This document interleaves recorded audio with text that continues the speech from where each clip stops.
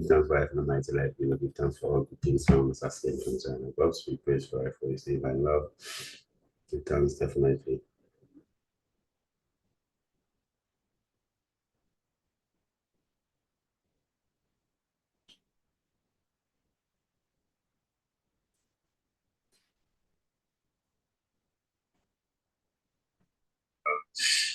Give thanks definitely. Rastafari.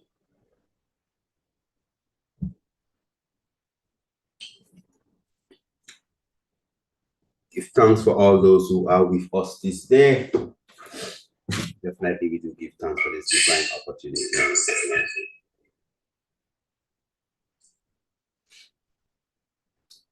It's going to be a wonderful evening today. I mean, just please share.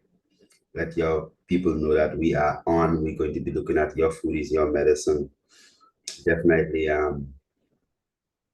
this is a critical topic for us, as we, normally we have food only as the things that you consume through your mouth, and most times as a people we don't even take a time out to think about the things that we consume through our eyes, through our ears,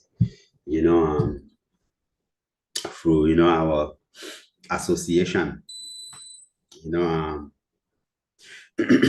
that specifically that the man in his every essence is not just a physical man, yet is a sum total of all his experiences, meaning that all the things that he has gone through, his and her life, and also all the things that, that as a people that we have gone through generationally. So you are not just who you are, just like that, So at the end of the day, it is not just that you are just this physical person. You are sum total of all your experiences and all the experiences of all your mother and father, your great grandmother, your grandmother, and your grandmothers, and your grandfathers, your great grandmothers, and your great grandfathers, your great great great grandmothers. You understand how it goes? So definitely, indeed, we are a sum total of all these experiences. We are specifically a combination of all the experiences of our foreparents. Not even just the 23 chromosomes from mommy and daddy.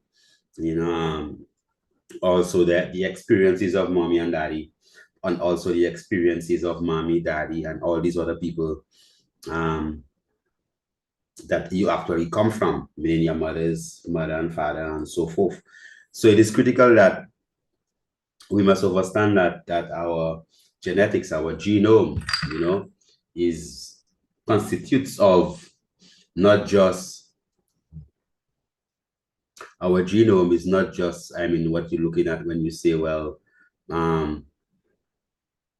your looks and what you eat and what you drink and these different aspects. It has a lot more to do with a lot of the circumstances, the experiences that you have as a person. So today, what we're going to do specifically, we are going to go through the whole topic of your food is your medicine, whereby we are going to just,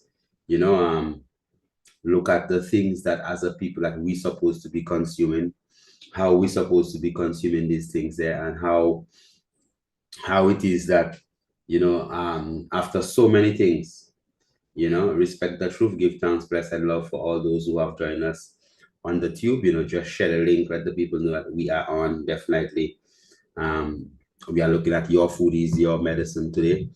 So knowing that we are basically the byproduct of millions and millions and millions of years. So sometimes people say, well, priest boy, I don't know how to do that, or where did you learn that? It is a known saying that you really and truly have everything that you need right inside of you. I mean, to become whatever that you want to become, and most times what we have to understand is that whatever it is that our mothers and fathers have, whatever it is that their blessings are, the talents are, these are the same talents that we as a people are also endowed with, you know. So you must never feel that in no way possible that you have to, basically you have to just follow things because you just want to, um follow the fashion, but you understand who you are, where you come from, and why is it important for you to be living a particular type of way? Why is it important for you to be thinking a particular type of way? So we had this whole topic knowing that people love a lot the Bible.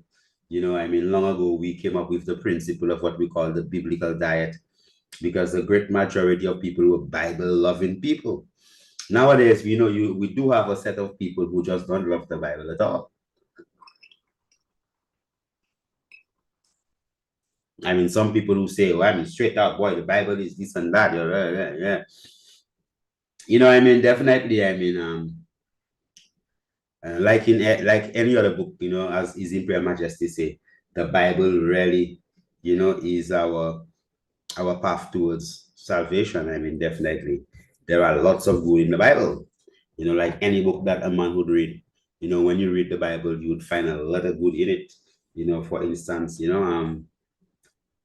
um, love your neighbor as yourself. The meek shall inherit the earth. Blessed is the man that walketh not in the counsel of the ungodly, nor sitteth in the way of sinners. No, but his delight is in the law of the Lord God, Rastafari. The Bible has plenty of beautiful things, about how we should treat one another, how we should speak to one another. So these things you could extract from that, and so does the Quran. The Quran has many beautiful things inside of it. So, like any book that one would read, it would be critical that one could critically examine these books, extract the beneficial things from it, and then, implement it in their lives to enhance their lives.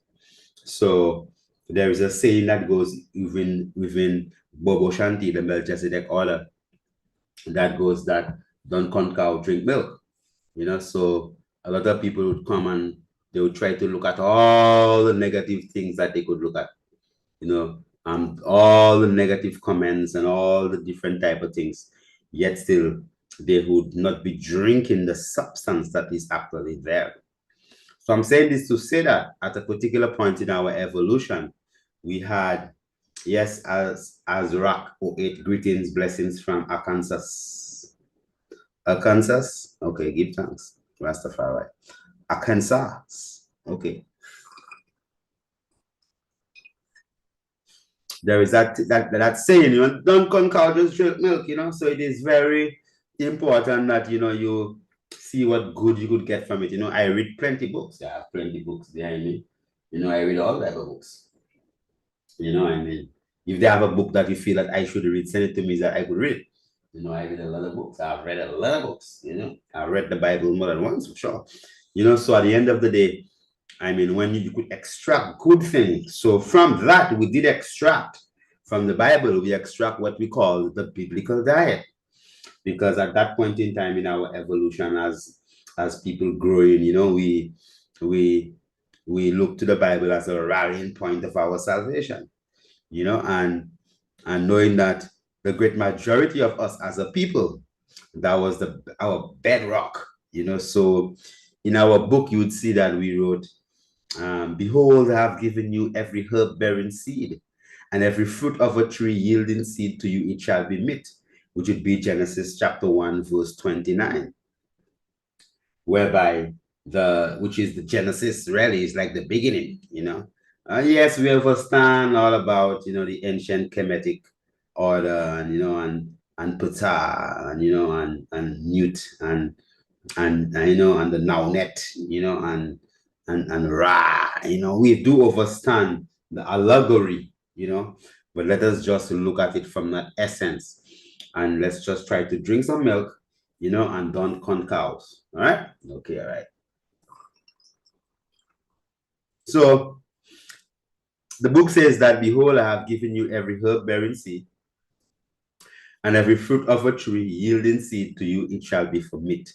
So when we begin to look at, okay, what must a man actually consume?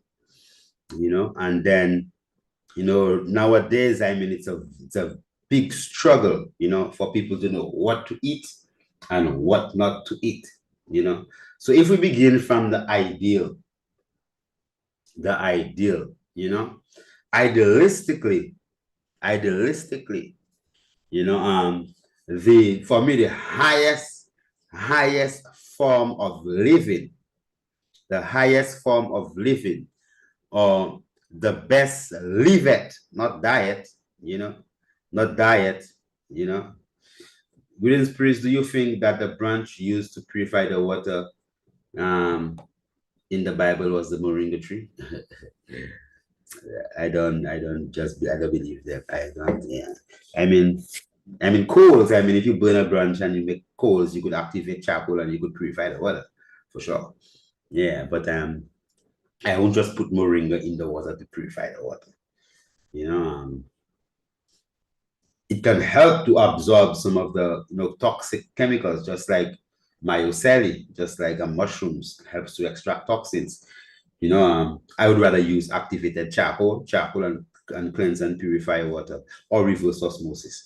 So basically, we say that we understand that as a people, that when the amount of confusion that is there, let's ask questions that is related to the topic that we are discussing. Our topic is your food is your medicine. So we are talking about food today. Okay, food, all right? So when we understand that the the foods that we actually are told to eat and what we are told not to eat, then we go to this: what is the idealistic way? What is the most appropriate way for us to actually consume food, or what food we're supposed to consume, or what is food? And some people call some things like junk food. I mean, so if it's junk, then it cannot be food, right?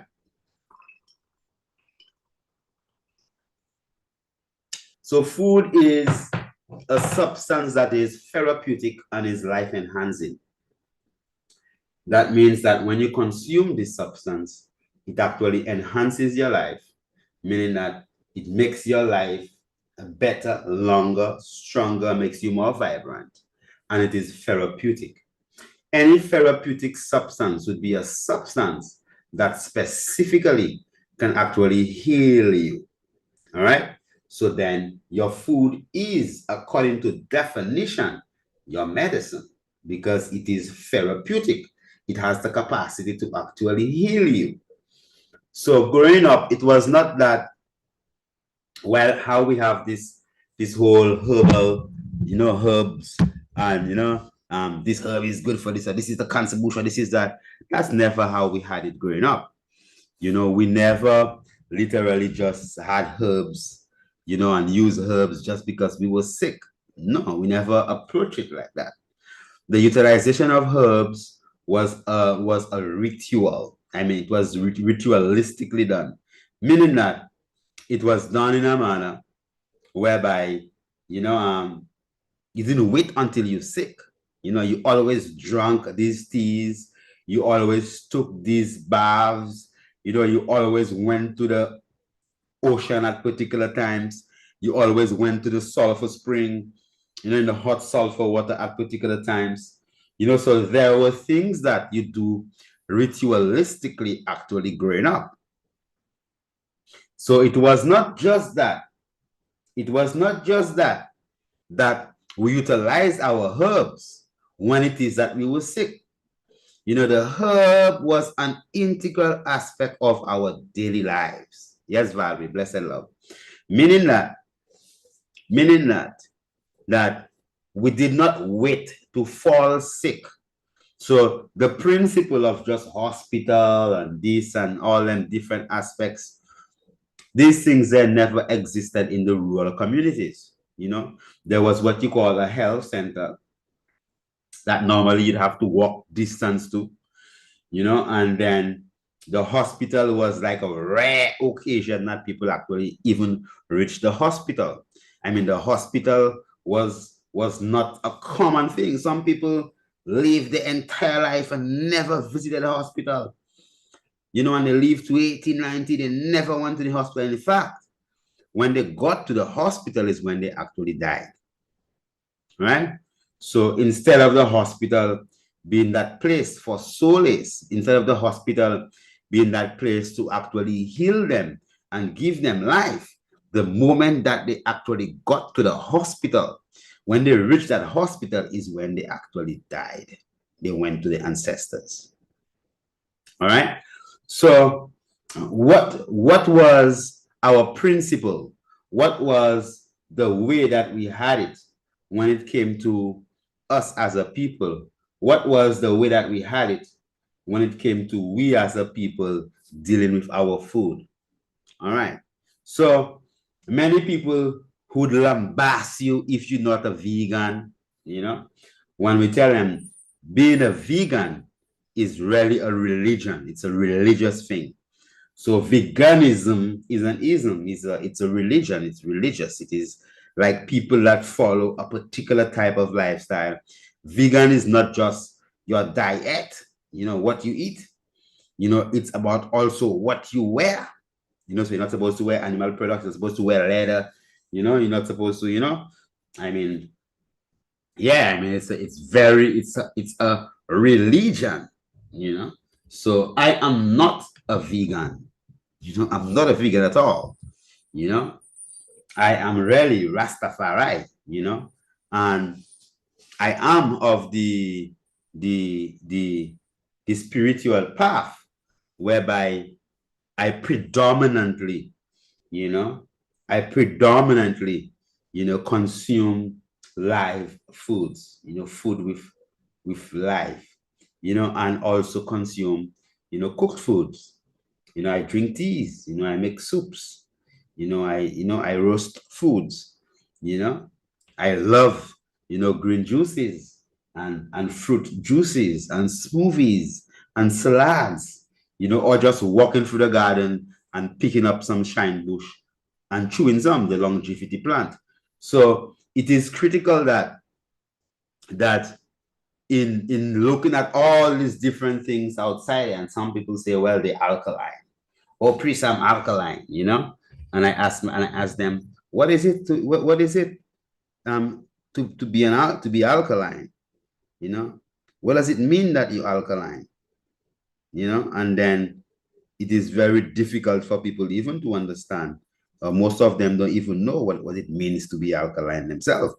When some of them walk around with litmus paper and they are testing every single food that they have to eat to see whether the pH is 7 and above, yet still we are really looking at metabolism. What is the byproduct, what is the end product of your food when it goes through the digestive process for your physical structure? How does it deal with the environment, your inner balance, your homeostasis? How does it deal with that? How does it affect the pH, which is basically hydrogen potential, within your physical structure? How does the things that you actually consume affect that pH?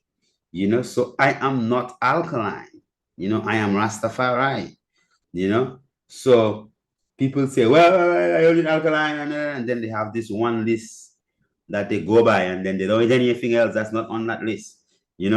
Remember that, knowing that I, as a man, having grown up, being nourished, and cultivated in the countryside, in the mountains, in a rural area.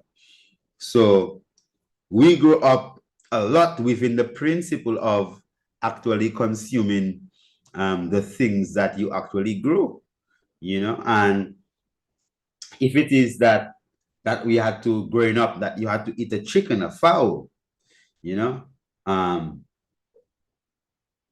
if it is that you had to eat a fowl, I wasn't born Rastafari, my family used to eat meat. My mother, my father, I mean, they still eat flesh, and if we had to eat a fowl, there was a process, there was a ritual that this fowl had to go through before we actually consume it. Do you consume sea moss or seagrass or any marine greens? I do consume, you know, marine greens, plants that grow in the sea, and plants that grow in the rivers and the springs, like your watercresses. So when it is that growing up, now I don't eat no fowl, foul, or fowl. I don't eat any of these things. Nothing with legs, nothing with eyes, nothing with teeth. Nothing that runs when and tries to escape.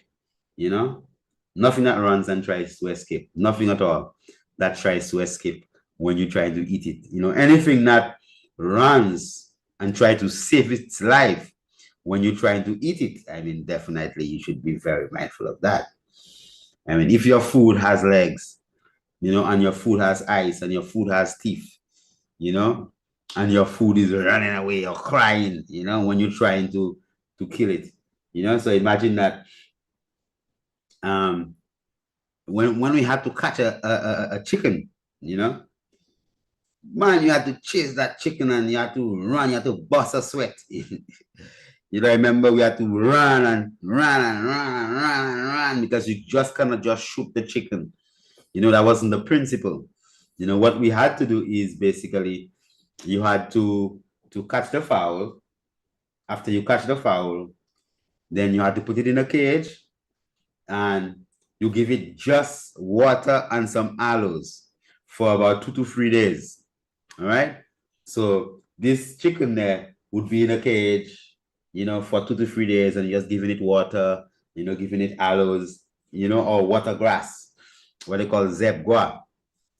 Give thanks, Lola. See. And we used to have to chase that fowl. I'm telling you, that was an event. So when you're going to eat chicken, that's an event. Now, it wasn't just like you're gonna eat chicken and go to the supermarket and buy chicken. Flesh eating, growing up in a rural area wasn't like an everyday thing like you have these days. Every day you could eat chicken, and chicken backs and chicken legs and chicken wings and lamb and all them. No, we only used to probably kill a fowl, once a week or once every 2 weeks. Then something like a cow or sheep or a goat, would definitely be probably, once every December, you would actually be killing another animal like a cow or a sheep or a goat, and these things there would be bred with that consciousness. So it is not just that we ate any fowl or any chicken, the chicken that you actually consume, you had a relationship with it. It was a chicken that it's a chicken that you fed for about probably 3-4 years. It's a chicken that knows you also. So when it came time to part, because you're gonna kill that fowl, that chicken to cook it, boy, the chicken would know, and that fowl would run and fly, and everybody would be running after the fowl, just to catch the fowl, because the fowls the chicken that we eat at that point in time, these things there were actually just roaming around the place. Not like it never had in no cage. They were just roaming around the place, eating the grass, and sometimes you send some piece of bread, or the remainder of some food and they come and they eat it, or if you clean it, you get a centipede or a cockroach. Fowls eat cockroaches, right? Fowls are really scavengers. So there was, knowing that the chicken was scavengers, there was a process that the ancestors actually utilized. Randy Dreads, give thanks, from Barbados, blessed love. Knowing that the fowls actually were scavengers, that they ate shit, free up, poop. If you go and free up there and then you never dig a hole and cover it, the fowls would come and eat it up. If you clean in your house or your drawers and there's a cockroach and it flies out, the fowl would grab that fast and eat that. So if something dies, the fowl would go and actually consume it. It's a scavenger. It has a very simple stomach. The food just goes straight through it gut and comes out like a duck. These ducks, that's why they say, well, if you have a diarrhea, they say, well, you go like a duck, because the ducks don't really keep things within the system for too long, because they are some real scavengers. So that means that they eat anything dead, anything whatsoever, any waste, any rotten, decomposing thing around the place, they'll come and they'll eat that. So knowing that, our ancestors, my grandmother, she had her way of doing it. We as children, we used to run and chase and catch the fowl. So you take a nice sweat. The fowl itself would actually lose some toxin in that manner also, and burn some fat too. And after we catch the fowl, then we'd put it in a cage and would feed it only water or water grass, and aloes for 2 to 3 days. Then now, they would cut the head of the fowl off, right? Cut the head off and then make it bleed, and then take out all feathers and go through the process of cooking, and and all types of herbs used to be placed in that chicken. So our ancestors, I would say probably the last time it's over, I would say it's over 20, it's about 26, 27 years since I am Rastafari, and then that, I have not consumed dead animals, anything that with teeth or mouth, or anything that runs when you try to eat it, anything with blood, it's over. Yeah, it's going on to 30 years now, 3 decades since I have been on that path of the Rastafari path, and I don't consume dead animals. So the flesh, the chicken that our grandparents actually consume, and our parents, and what I been the final generation to actually go through that process, really used to consume, they were different. They were like family members, and then they had to go through this ritualistic cleansing process even before you cook it, and same thing with the animals, so if it is that you were going to kill a goat or a sheep or something, you'd bring it up close to the house, and tie it close to the pillars of the house someplace, and allow it to go through that process, and the animals would know that the time has come for the blade, so it was critical. It was very important, the rituals that we actually went through, the things that we had to do growing up, just to ensure that there was that level of respect afforded, level of respect that was actually afforded, to the animals that we actually consume. So it was a relationship. So it's very different than the man who actually eats a chicken today.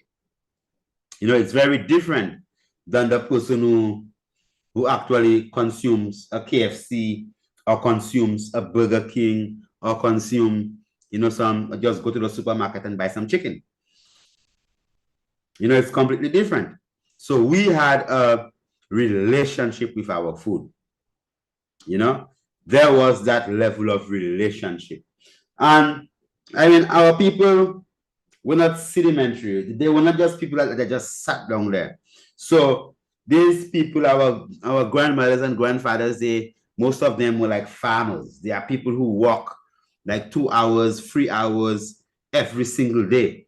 So if they have to go to the farm, more than likely they'll walk like, 3-4 hours all the way up to the farm. Right? They would walk 3-4 hours all the way up to the farm. Far. And then they'll come forward, and walk from the farm to home, carrying their food on their head. So their process, their lives were completely different. They were very active. They had a relationship with their food.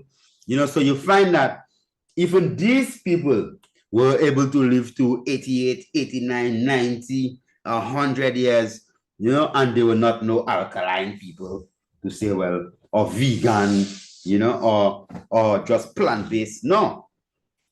These people there were people who had a process. They had a relationship with their food. So growing up, and I learned so much about, the different aspects, growing up, I learned about plenty of the ways that, going to studying, and as a consequence of my faith. And I learned about the consciousness of animals. I learned about, about my spiritual journey. I made that decision to go, completely off dead animals. So it wasn't just like something that we did because of a fad, or because we following any particular type of veganism, or no, it was just because of my spiritual path. And my spiritual path meant that I had to honor the lives of animals. I had to really not kill the animals. I had to really, take care of the animals and see how I could save the lives of the animals rather than cut the head of the fowl or stab the goat in the neck and bleed it. So we got to this conscious point whereby we made a decision at the age of probably 18, 19, whereby I just stopped eating flesh. And that was it. So understanding that and knowing where I come from, I would tell a man that what you eat in your mind and what you eat with your eyes, what you eat with your ears, what you eat with your nose, these things there are as important and sometimes even more important than the food that you put in your mouth.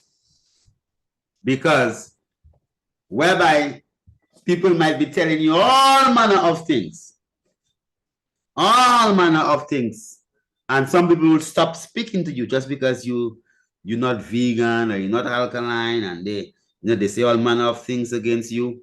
Why? Just because of what you eat or what you don't eat. And they use all types of obscenities and all different type of things, and even the type of food that they actually consume, right? So you ask yourself then, what's more important? What affects you more? The food you eat, the things you see, the things you hear, the things you eat, the things you smell? Then you know that it is basically a very holistic process whereby you literally have to account for everything, all right? Whereby you literally have to check what you're eating, check what you're drinking, right? And be very focused on what you're thinking, what you're hearing, what you're seeing, what you're breathing, the energies that you are around. So we don't condemn people based upon what they consume.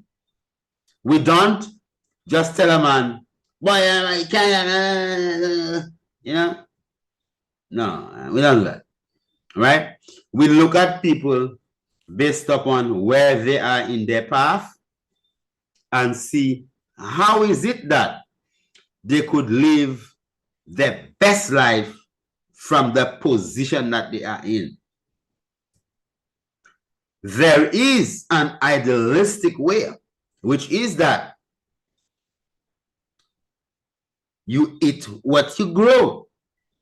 You only eat what you grow.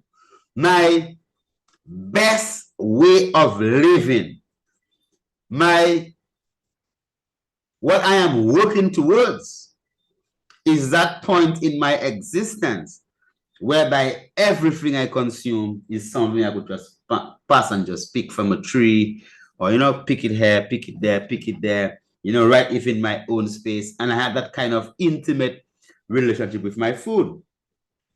And probably also from getting something from people that share my values, and also that have that kind of a loving relationship with the foods that they actually consume. So when we say that you are what you eat, your food is your medicine, it is critical that we fully understand that. Let us then look at a vagrant. A man or woman who goes and eats from the rubbish bin. They eat spoiled foods. Foods that probably if you eat it, you might die, because of some E. coli or some type of salmonella infection, some kind of bacterial infection that might kill you, right? That infection might just kill you, destroy you. If you consume that food that the vagrant actually consume, you might be dead.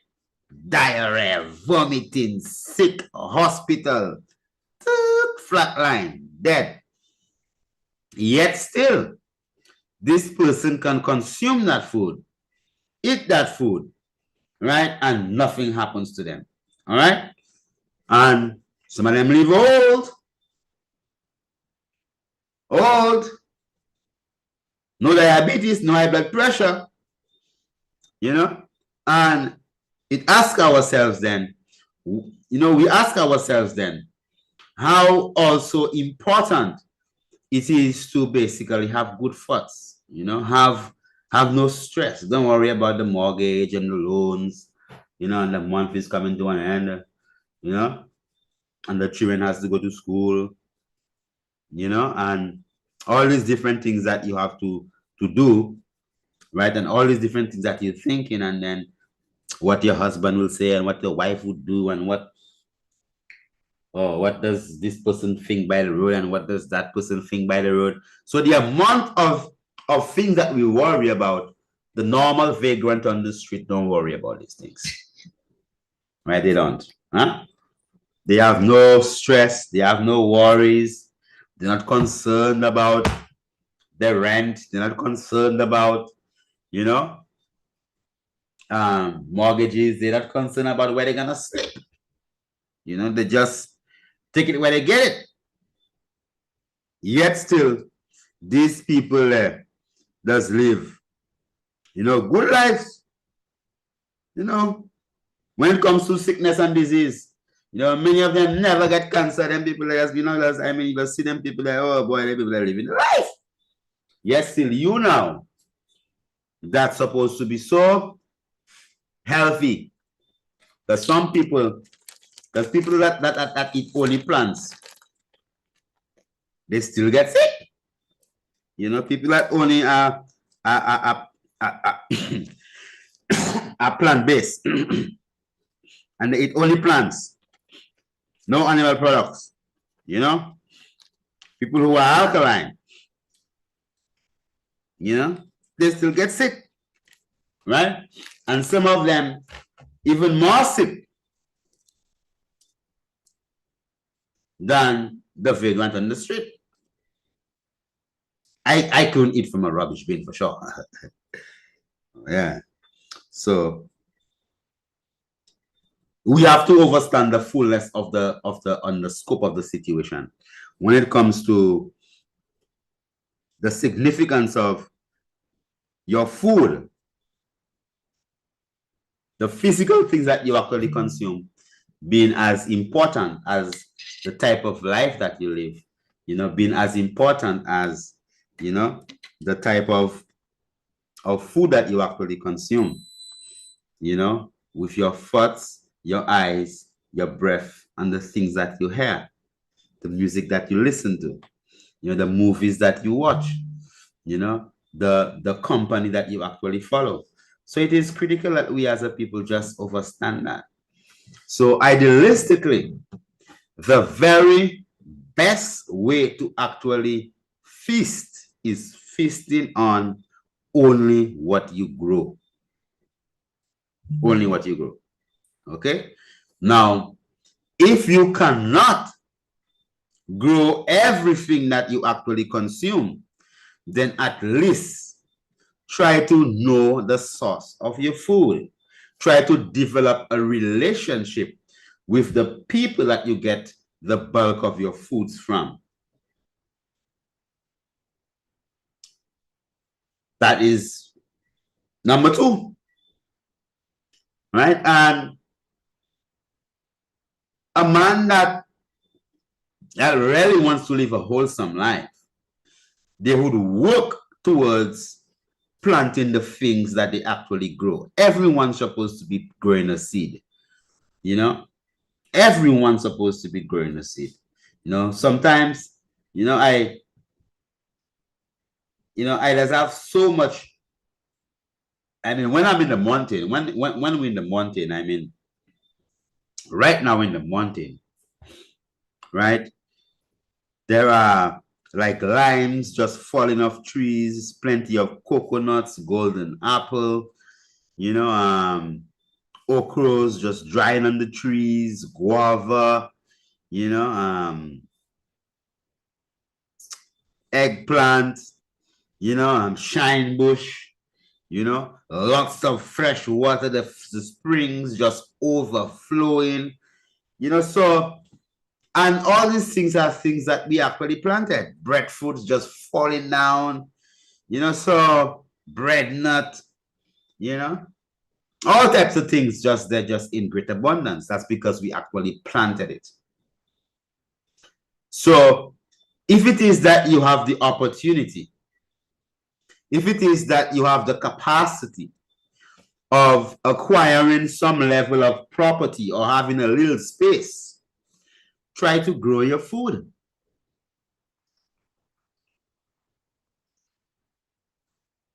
Try to grow your food because your food is your medicine, right? So even if I travel to the United Kingdom, right? Even if I travel to the United Kingdom or I go to some place whereby as soon as I get there, I buy some potted plants and put along my window, even if I'm only spending 3 days, because I want to have some plants I have a relationship with. So, Valerie, you don't have to water. You could just buy a plane ticket and come and get some of it. The abundance is just there, right? So, if it is that you have any little bit of space, whatever little bit of space that you have, and you buy some cherry tomatoes, just cut it in halves and squeeze the seeds in a little pot and put it next to your window pane.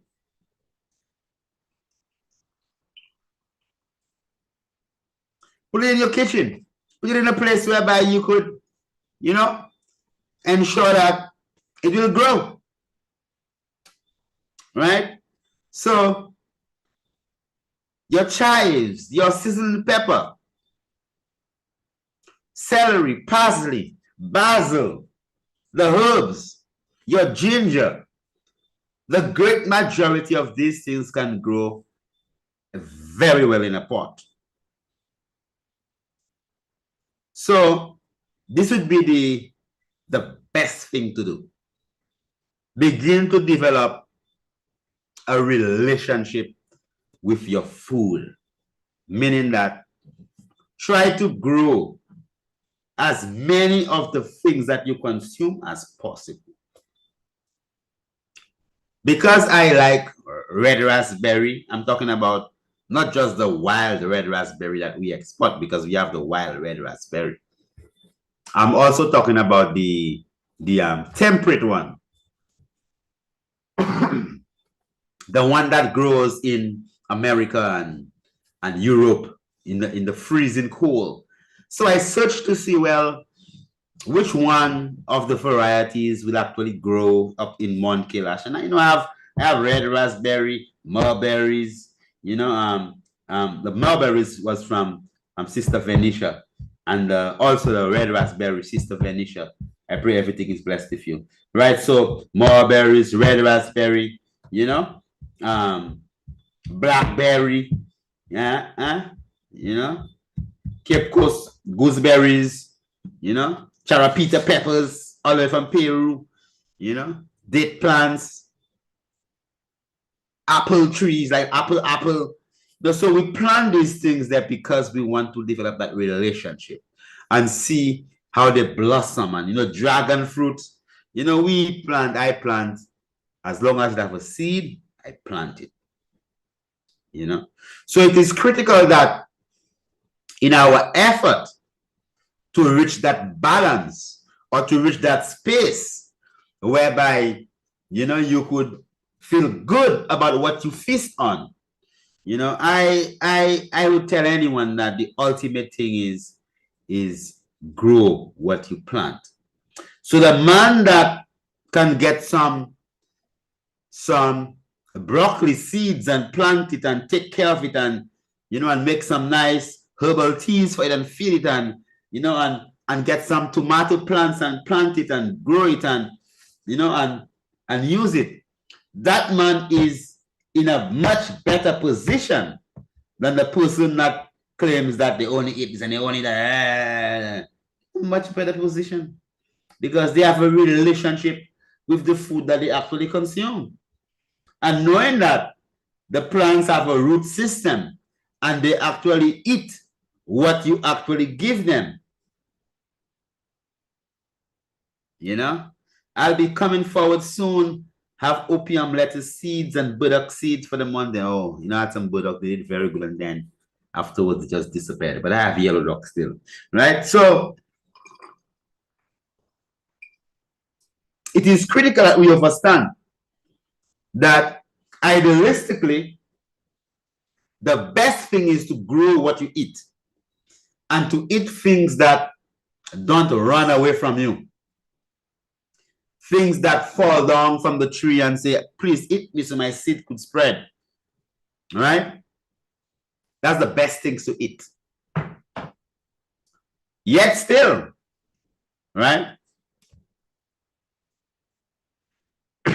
Yet still, if it is that you want to consume dead animals, chicken and goat and all them different things there, I mean, at least,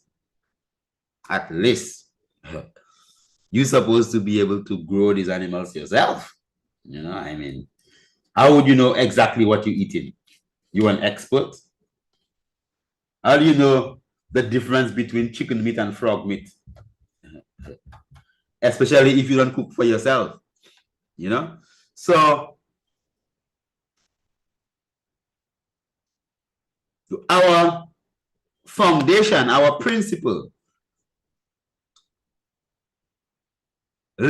abide by the principle of specifically, right? A fundamental principle of specifically just being able to eat from trees, herbs and fruits yielding seed, herbs yielding seeds, you know, just to be able to feed on the land, you know, eat from the land and take a branch of thing, and, you know, and if I have an animal, the animal is companion. We don't eat dead animals. We don't treat our physical structure, our temple, like a cemetery. You know, yet still, I mean, no offense to the man who failed to eat whatever. I mean, at least pray before you pray for the fowl, and, you know, and if you want to eat chicken, grow chicken, have chicken, you know, around the place. If you want to eat whatever you want to eat, grow it. At least have a relationship with it, like the ancestors did. You know, I mean, as I said, that dead animal was a delicacy in our time. We only, probably you had dead animal, probably only on a Saturday or on a Sunday.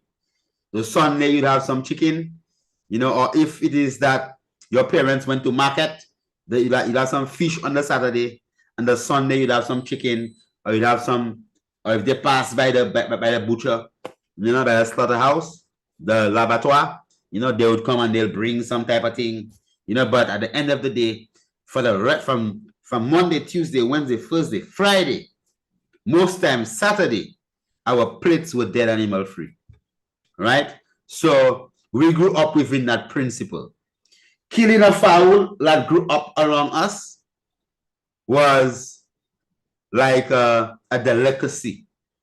You know, it was like an event, you know? So now, on my path as a Rastafari and as a healer, right, my entire establishment is built around an ital livity. Okay?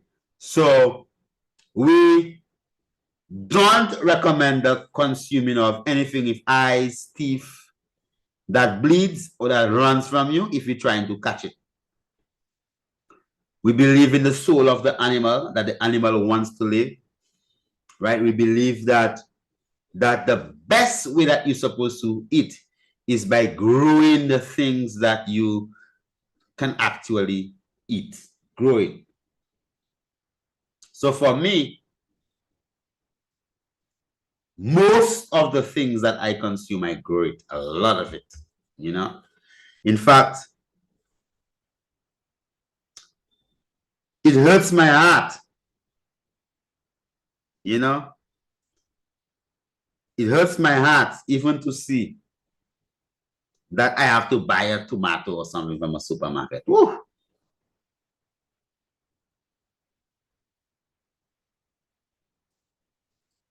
Right? It hurts my heart to buy something from a supermarket. Oh no, I don't like that. Not at all. So that's worse to me sometimes than eating a fowl that grows, I mean, in your yard. I mean, so what better are you that shop from the all them chemical foods from the supermarket than the person that grows their own chicken and eat it? You know, so the man that grows his own chicken and eat it is in a better position than the person that has to go on the supermarket shelf, right, and pick up their foods. Much better position than them, right? So you don't go and bad mind the person because they live in how they live in. You know, focus on your living. Focus on the way that you are living, right? And see how is it that you as a man or as a woman, you know, could become the best and the greatest version of yourself, right? So for me, you know, I will full courage. I would full courage all my brothers and sisters. You know, I won't end the courage. I will full the courage. I won't encourage them. I will full the courage. All my brothers and sisters to, you know, just, I mean, try your best, your uttermost best, right? To live a life whereby you could plant the things that you want to consume, right? And avoid all dead animals. Don't eat dead animals. Live a wholesome life. Plant the things that you want to consume, harvest it. Teach your children how to do it. You know, have that fundamental relationship with your food.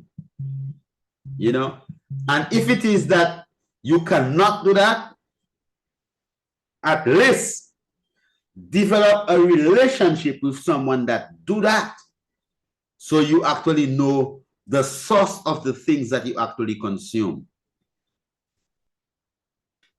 So the best thing is to grow your food and eat your own food. Then the other thing that you could do is basically just develop a relationship with the person that grows food. Then, if not, try to get a good farmer's market. If not, try to shop in the vegetable aisles. If not, when you buy the food, at least wash it in some lemon water and pray over it and bless it and you know, and see how best you could add some energy and some life into your food, you know. So you can only operate at the level that you are at, not at my level. All of us are on a journey. So you have to respect your own journey. You have to honor your own journey. You have to love your own journey, right? To the extent that, that your journey, to the extent that, that your journey becomes, right? Your journey becomes, because it's never a finality. It's always becoming. So your journey becomes more and more daily closer to this idealistic way of living. That way of living in oneness with the plant.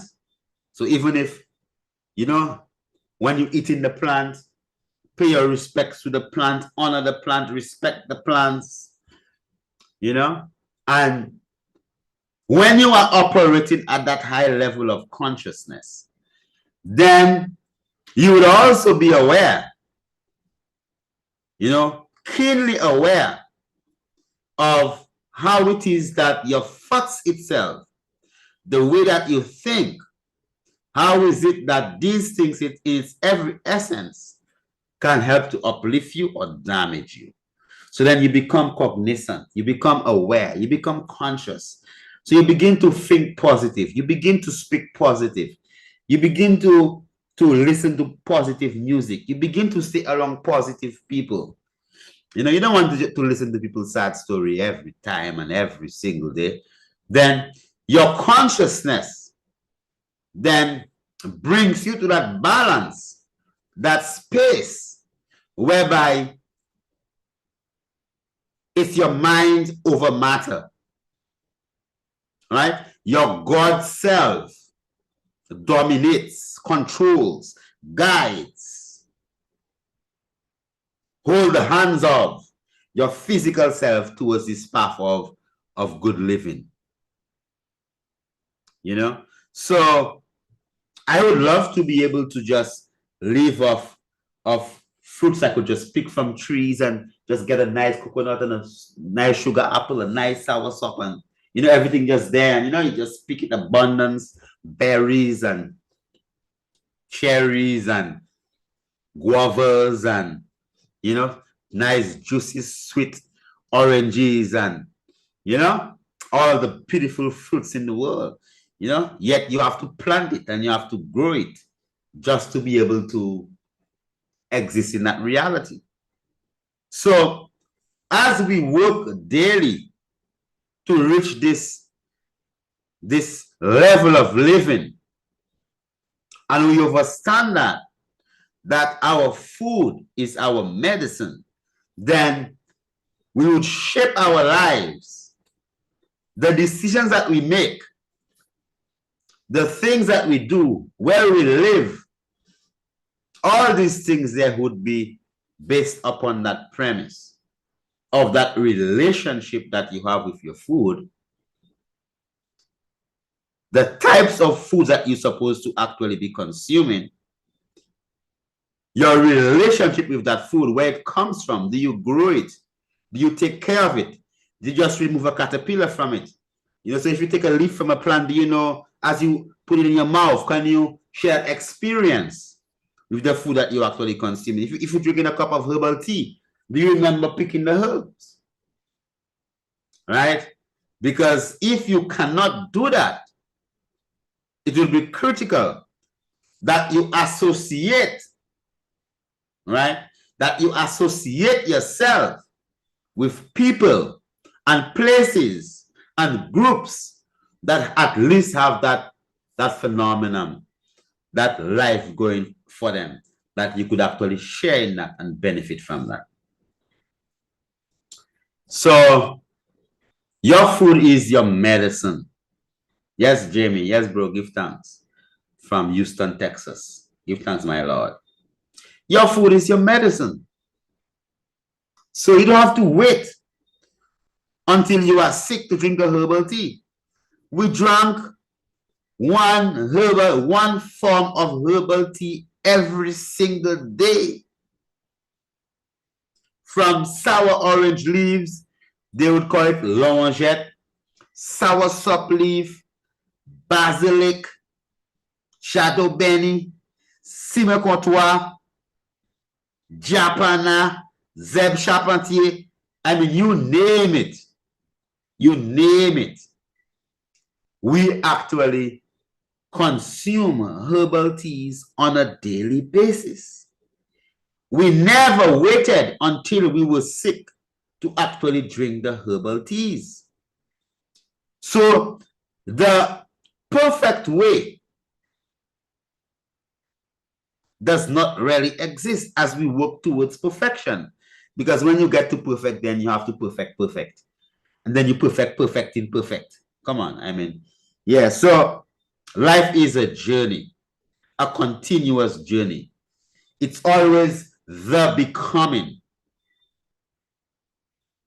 When you become the best you that you could think about, critical,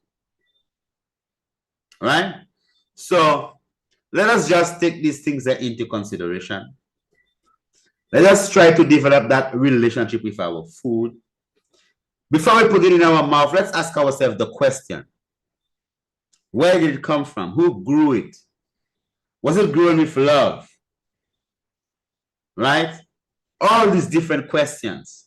Then, if it begins to concern you enough, then you're going to begin to actually take that step towards cultivating and gardening. Your food is your medicine, because by definition, food is a substance that is therapeutic and life enhancing. Therapeutic and life enhancing. Therapeutic and life enhancing. So it heals your diseases. You know that vitamins D can give you rickets and your bones could actually grow. You could have mutations. You could develop cancer because of vitamin D deficiency.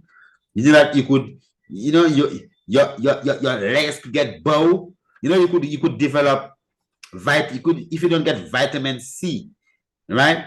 If you don't get vitamin C, then you get scurvy, then you could die. That 80% with vitamin C deficiency, people die. Are you aware that just having a vitamin A deficiency, right, could actually get you blind? Then you could get a rash just because you have vitamin E deficiency. You know, you could be impotent just because you have zinc deficiency. You know, you could develop fibrocystic breast, goiter, you know, Graves' disease, even just because of problems in your metabolism of your iodine, right? You know that you could have diabetes because of a sulfur deficiency. Then you could have high blood pressure because of a magnesium deficiency. Then you could have an enlarged heart because of potassium deficiency. So many of the diseases that people are suffering from is because of that lost relationship with the food, you know? And the fact that we are in a mental state whereby we believe that it's only when we get sick that we actually supposed to drink herbal teas. We supposed to be drinking herbal teas every single day. The food that you are consuming supposed to be your medicine. What you consume every single day, the things you put in your mouth, supposed to be your medicine. Right? So let us just fully understand these things. Let us then just not just follow the fads and just try to be what somebody else wants you to be. Let us critically analyze our present position, see what it is that we are working towards, and daily make decisions that get us closer to our goals. Right? So We give thanks for all those of you who are here with us today as we are in the final segment of our program. So we will just take some questions from the chat. I mean, any questions that you might have in the chat, you would ask that question. We'll take about 7 questions. I mean, we'll give you some time, to ask these questions. I'll give you 7 minutes, to get the 7 questions. If we don't get 7 questions in 7 minutes, then we know we'll just round it off, because it's not just like I have nothing to do and I just came here just to speak and I could speak, and we don't have a relationship. Same when you have a relationship with your food, have a relationship with the priest. So you must communicate. So you must express to me exactly how it is going with you. What have you learned? And even if you don't have a question, just say something, type something, so at least people know that you are there with us. And for those people who actually watch the videos afterwards, leave a comment, share it, make sure that the people hear the good news, so at least, you could help to build that community of goodness and love. Definitely, I mean, I'm waiting for the questions. If you have no questions, then I give thanks for that, so that means that I will be speaking less. Yeah. If you have no questions, just let us know. But definitely, if you do have any questions you want to ask us, go ahead. Give thanks for all those of you who have joined us today. Again, remember that your food is your medicine, that your soursop leaf, your vervine leaf, your gully root leaf, your patchouli, your carpenter's bush, does ginger make you lose weight? I mean, I won't say ginger makes you lose weight, because people who are very obese can still use ginger and don't lose any weight. I mean, that utilizing ginger can actually help to get you to that point of good overall wellness. Herbs that actually works on the metabolic system, more like your bladderwrack, your sea moss, purslane. These herbs there, cassiarata, these herbs there would more help you to burn out the weight, because it directly impacts your metabolism and your digestion and even your metabolic system. All right. So you have any questions for us again? So instead of using ginger, use bladderwrack. Excellent. A purslane, that'll help you. Valerie, you're looking forward to the new classes. It'll be very interesting. Give thanks for all those people who have signed up for the 5th cohort of our herbal physician course. The Mont Kailash Herbal School of Esoteric Knowledge. So definitely just, those of you who have not signed up, just inquire about it, definitely. So we give thanks for that. And we do have a couple of products that we'll be releasing very soon. So if you have any interest, we're going to be doing a feminine hormonal balance spray, a floral essence or a herbal essence, where we're just going to, I don't eat rice really, my brother. So, yeah, I don't eat rice, right? So probably brown rice. I don't know. If you get some wild rice, yeah. But I don't know the brown rice. Greetings to you and your family. Thank you for the information. Yes, Alexander, blessed love. So the new cohort will be starting off. So definitely we're looking forward for you to join us. And then we have some wonderful new products. We have a herbal essence spray that that's going to be part of a package of a capsule blend that we will be launching off very soon, specifically just to help our sisters balance the hormones, because that polycystic ovarian syndrome, infertility, all these things, they are specifically hormonal issues. So we're going to be working on that and give you a beautiful package that you could actually utilize. And then for the man, we're going to have a product that's going to help just to boost up their circulation and their libido. So that product will be coming out, and we have an iron tonic capsule coming out. We have a capsule Colax that will actually be coming out, and we also have a capsule liver cleanse. that will be coming forward shortly also. So just look out for all these things. Definitely just make sure that you monitor these things, check yourself, and see what we have on our everything that we actually produce. We produce it from our own labs, So it is when you utilize our herbs and our medicines, definitely these things there. I am the first cohort, so yes, it is. Yeah, I am the first cohort. So when you have these things that you actually um, going to be using, know that it is coming straight from source. And the heirloom landrace cannabis seeds available for purchase from the IE in St. Lucia area. Yes, we do have some landrace seeds, I won't say for purchase per se, only for special people. Because our strains are, special people. Yeah. So if you want, you could just if you're from St. Lucia, you know how to contact us. So definitely, so give thanks for all those of you who joined us. Give thanks for all the questions that you asked. Give thanks for life and a mighty life giver. Give thanks for balance as we balance ourselves. So as I say, let the words of our mouth and the meditation of our hearts be acceptable in thy sight. Jah Rastafari. Definitely. So the words, being hopeful words, that is also your food because you're feeding someone with good words.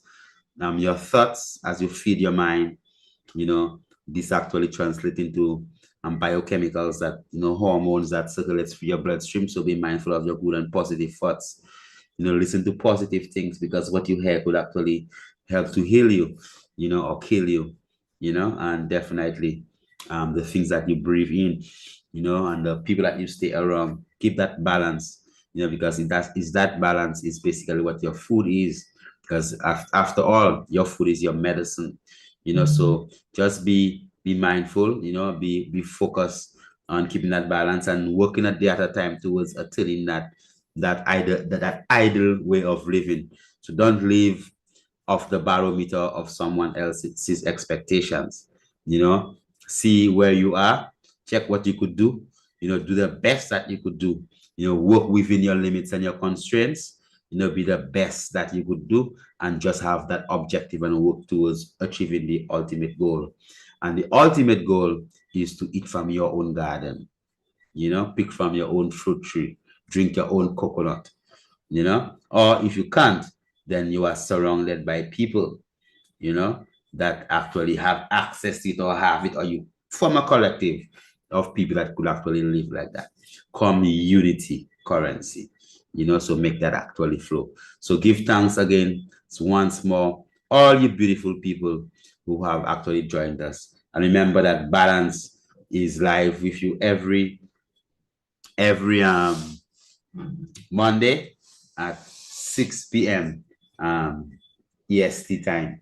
So it is a time that I'm putting forward for you. So you have to make sure you share the link, make sure that people come in and and listen to the thing. So right now, maximum that we came was 50 something, so we have to get to the 100, so let's give ourselves by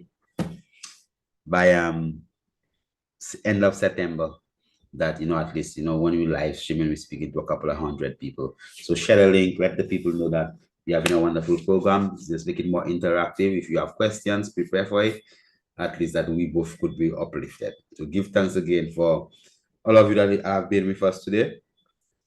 All peace and love and prosperity to you, and may the Almighty keep and bless you and make his holy face shine upon your holy face. And even if your face not so holy, the face of the Creator still shines upon your face because nature have no bias. Nature is completely balanced. So rain falls upon the house of the just and the unjust. The sun rises upon the the rooftops and over the lands of both the wicked and the righteous. And the righteous die, likewise the fool. So that's how life is. Life is just like that, simple, direct. So just ensure that you are able, to fully, embrace yourself. Make sure that you are fully able to. Yes, of course we have a schedule for the lives from Sheska. We just said that we are live every Monday at 6 p.m. So Definitely. You know, keep that in mind. Put that in your calendar. Schedule it every Monday, 6 p.m. EST time. We are sharing this moment with you. So put it on your calendar. Make sure that you save it as definitely as we put it on our calendar. You know, so give thanks again. Remember, the Almighty loves you. So love yourself. You know, so they say people say God's willing, God is always willing. So you be willing.